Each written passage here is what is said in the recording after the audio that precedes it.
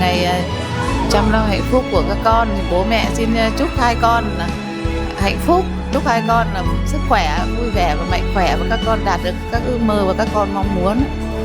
Các con đã thành công trong công việc và các con đã lựa chọn. Hello, cuối cùng ngày này cũng đã đến, thì anh thì cũng không biết nói gì nhiều hơn. Thôi chúc hai đứa mãi mãi hạnh phúc, bảo ban nhau. Cuộc sống sau này thì là do cả hai quyết định. Anh với cả bố mẹ luôn ở đằng sau đồng hành và giúp đỡ hai em.